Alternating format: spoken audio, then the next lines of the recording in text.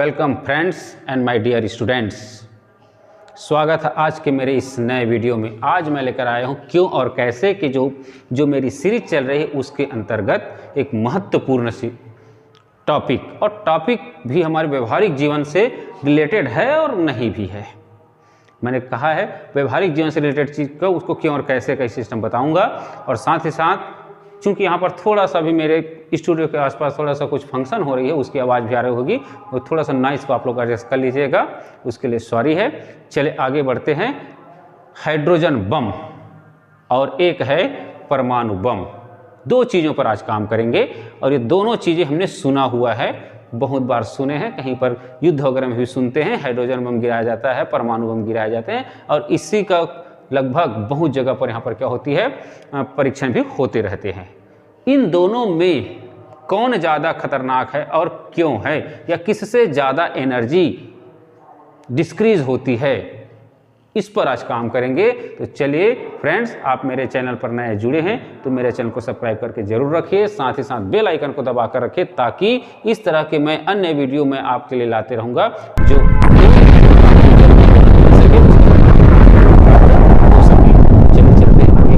Hydrogen में परमाणु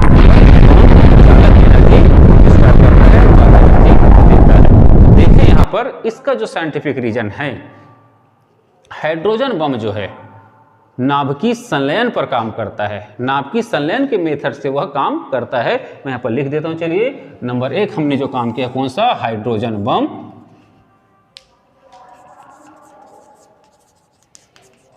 hydrogen bomb जो है, और दूसरा ये जो है कौन से मेथड पर काम करता है, नाभिकीय संलयन। हाइड्रोजन बम जो है नाभिकीय संलयन के सिद्धांत पर या नाभिकीय संलयन के मेथड पर काम करता है, जिसको इंग्लिश में कह देते हैं हम लोग क्या, न्यूक्लियर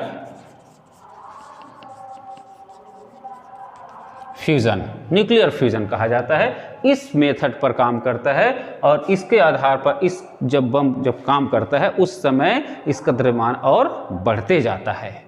चलिए, दूसरा यहां पर हमारे पास है परमाणु बम। परमाणु बम यह जो है नाभिकीय विखंडन, नाभिकीय विखंडन के सिद्धांत पर काम करता है, जिसको हम लोग कहते हैं क्या, न्यूक्लियर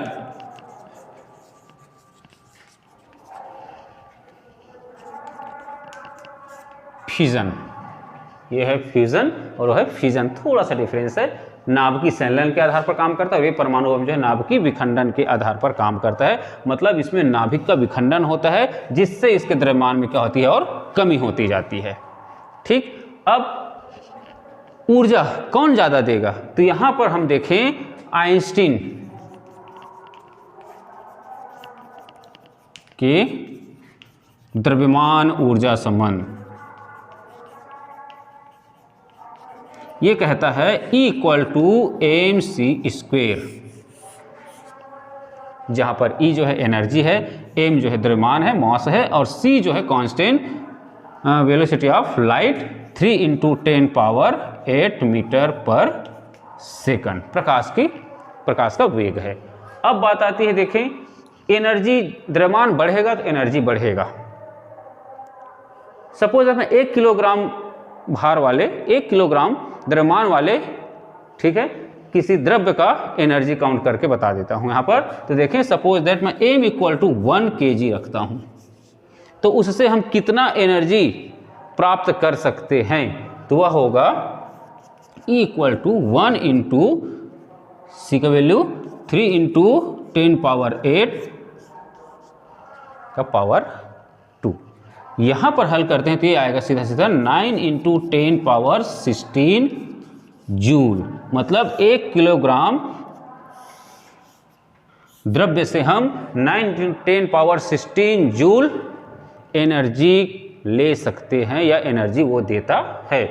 इस आधार पर देखें, हाइड्रोजन बम जो है नाभिकीय संलयन पर काम करता है। मतलब नाभिक इकट्ठा होते हैं तो m जो है इंक्रीज होते जाता है, बढ़ते जाता है, जबकि नाभिकीय विखंडन में m जो है क्या होता है, डिक्रीज होते जाता है। हालांकि वहां पे एनर्जी होती है, लेकिन हाइड्रोजन बम की तुलना में कम होती है। क्यों? क्योंकि यहाँ पर ये नाभिकीय संलयन में द्रव्यमान बढ़ता है जबकि नाभिकीय विखंडन में द्रव्यमान क्या होता है, कम होता है। और इसके अकॉर्डिंग हम फार्मूला के अकॉर्डिंग बोल सकते हैं क्या, नाभिकीय संलयन के कारण हाइड्रोजन बम में ज़्यादा ऊर्जा उत्पन्न होती है, प्रति एकांक द्रव्यमान में ज़्यादा ऊर्जा उत्पन्न होती है, जबकि नाभिकीय विखंडन के कारण परमाणु बम में प्रति एकांक द्रव्यमान में कम ऊर्जा उत्पन्न होती है। और इसलिए हम कह सकते हैं क्या, हाइड्रोजन बम जो है परमाणु बम की तुलना में ज़्यादा ऊर्जा उत्पन्न करती है और इसलिए वह ज़्यादा खतरनाक होती है। क्लियर है? एक बार फिर से मैं बता दूं, हाइड्रोजन बम नाभिकीय संलयन के अकॉर्डिंग या नाभिकीय संलयन के सिद्धांत पर काम करता है, जबकि परमाणु बम नाभिकीय विखंडन के सिद्धांत पर काम करता है।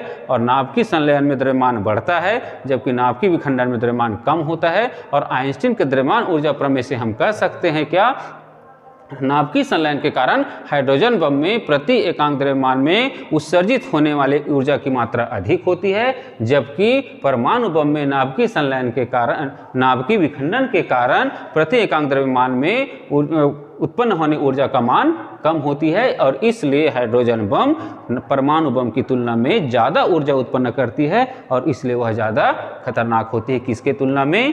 परमाणु बम की तुलना में। चले स्टूडेंट्स, माय फ्रेंड्स, ये बात आपको अच्छी लगी होगी, आप समझ गए होंगे कौन से ज़्यादा खतरनाक है और क्यों है, यह भी जानकारी को मिल गई होगी। मेरे चैनल में इसी तरह से और मैं आपको जानकारी हमारे व्यवहारिक जीवन के संबंध में या हमारे व्यवहारिक जीवन में जो घटनाएं घटित होती है उनके भी साइंटिफिक रीजन लेकर आते रहूँगा। इसके लिए मेरे चैनल को सब्सक्राइब करके ज़रूर रखिए। Okay, thank you.